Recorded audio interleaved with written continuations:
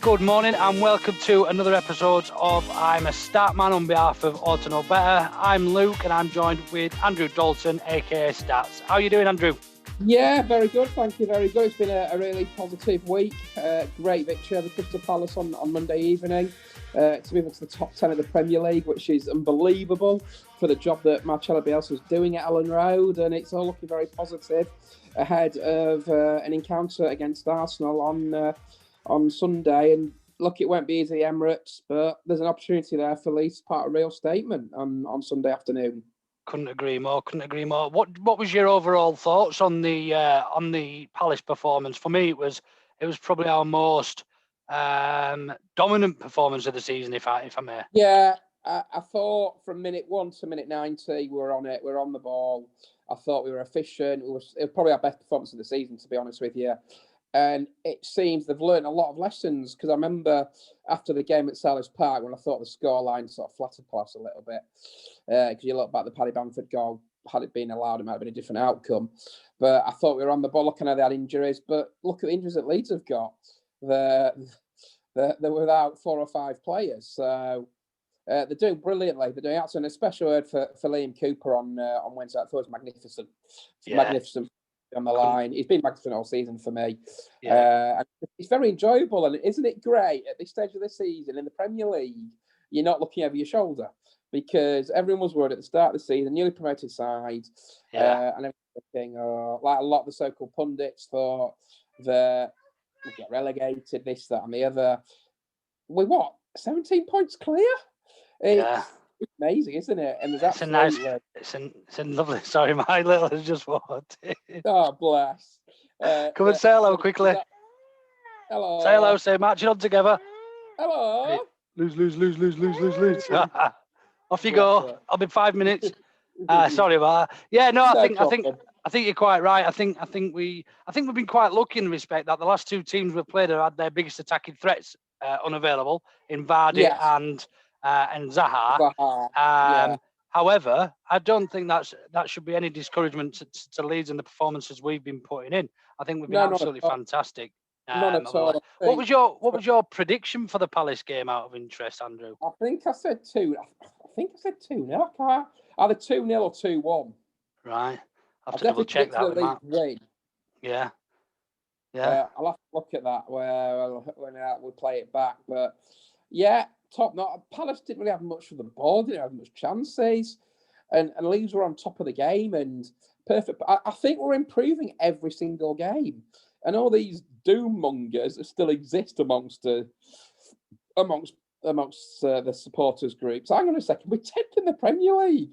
It is unbelievable. You offered 10th after 22, and I put a stat out midweek saying we've got more points at this stage of the season than we did have when we finished 4th in the Premier League in 2000-2001. That is incredible.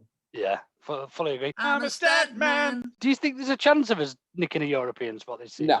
No, I don't think we're quite at that stage yet. I think there's a way to go, and I think we've just got, and I know Bielsa will be keeping all level-headed and all on a level even keel, that I think if we finish top 10, that is a phenomenal season. And then you build for next year. And I think that's what's vitally important as far as Leeds United go. So, yeah, I think at the moment it's a bit of a dream. Supporters can dream and what have you. Main thing for me is consolidation, see what happens in the summer, and go from there, really. Yeah, couldn't agree more. Cheers, Andrew. I'm a Statman. Great stuff. So moving on to the game on Sunday, our 4 kickoff away at the Emirates. Then, how do you see that going? We've obviously had the injury news come out today that Phillips is unlikely, but also on Arsenal's part, they're without Partey and Tierney as well. Yes, yeah. First off, I hate playing, so I just want to play on a Saturday at 3:00. But at the moment, it's the times we live in, so can't complain too much. it's an opportunity, this, for Leeds, that I think they can go and cause Arsenal a few problems. They've lost the last 2 in the league. Okay, they were very unfortunate at Wolves, and on the other day, I got something at Villa Park last weekend. But Leeds go into the game in good form. They've won 3 of the last 4, and it's an opportunity to go to a ground that we've had, 2 visits, and I'll come to my stats in a bit. 3 visits in, should I say, in the FA Cup. It's our first league visit there. But it's an opportunity to put some pressure on Arteta, and I think we can surprise them on Sunday. I really do. I think, obviously, Phillips is going to be massive if he does fill the boots, but we did go to Villa Park early in the season, and we won 3-0 without Calvin. So we can win without Calvin. It makes life a little bit trickier because he's such an influential player, but there's other players such as Jamie Shackleton who can step into his shoes. I just hope that if it is a case that he doesn't play, that it's just a straight swap and we keep Strike at the centre-back. He's been magnificent at centre-back for me. So it'll be to see the team use on Sunday about 3:30. Yeah. I mean, the only other thing to add to that is the London hoodoo as well. You know, we don't tend to historically do too well in London. I don't know if that's one of the stats you might come on to. It's amazing, isn't it? December the 9th, 2017. Wow. That's the last time we won in London, is it? Yeah. Who was that? Was it QPR? Yeah, Kemar Roof hat-trick. It's unbelievable, isn't it? Whatever league we're in, whatever competition we're in, we don't. Once we cross the M1, is it the M1 for London? I think it is. The Watford got M25 in it. Yeah. I don't know. Who knows? Newcastle used to do that, but they never won in London for so long. And then Bobby Robson, ironically, Bobby Robson changed all that, and they won at Highbury in 2001 too. So. Yeah, it's how many what we've got left in London after this. Then we've got Fulham and West Ham, and that'll be it. Thank God for another season. But yeah, lads, I mean, just to echo what you're saying, it's a great position to be in, sort of just after the halfway stage of the season. I think if as a Leeds fan, if you'd have offered any Leeds fan at this stage before the season kicked off, I think probably 101% would have snapped your hand off. Massively. The expectation for me that was just stay in the Premier League. Yeah, it was just stay up and consolidate, and we're well clear of that. We're 17 points. You're asking Fulham at this stage to win 6 more games, should I say, than Leeds, and that's probably Leeds don't pick up another point in this season, and that's not going to happen. With every week goes by, that Fulham don't pick a point up or don't win a game, it makes it hard. I think West Brom and Sheffield United are doomed. I know Sheffield United have gone on a little run at times. I think, and I could be wrong, they might have left themselves too much to do with the situation they're in. I think Brighton, Burnley, and Newcastle keep picking up wins. Newcastle also beat Southampton last Saturday, and I think Brighton and Burnley will keep picking up points. And I think with that 3 have to go. I think there will be Fulham, Sheffield United, and West Brom. I think Southampton are on a bit of a decline, though. You know, they've not won. I mean, they're struggling at the moment. They got one in the FA Cup, didn't they, against Wolves this week? It's interesting to see how much an effect that 9-0 has on them against Man United, because to capitulate once, okay, it shouldn't happen, but to do it twice in 2 seasons is unbelievable. And the visit Ellen Road, of course, coming up down on the 23rd of February. So, yeah, we'll see what kind of... They are on the slide, but I just think they've got enough credit in the bank at the moment. But there's always one team, isn't there? There's always one team every season that comes from the pack, whether it's for a Champions League spot, to win the league, whatever league you're in, or slide down the table. There's always that one team. And Southampton just need to be a little bit careful. But I think they've got the quality in the likes of Danny Ings. Ward-Prowse is a brilliant free kick taker to stay in the Premier League. But it'll get to that time in the season, won't it? Once sort of February closes and we're into the spring months, the days get longer and the weather gets a little bit better. We are into, as Sir Alex Ferguson titled it, squeaky bum time. I'm a Statman. So we've talked about absentees. Obviously, nobody new back for Leeds other than Berardi's back now in full training. Yes. Don't expect him to feature at the weekend. No.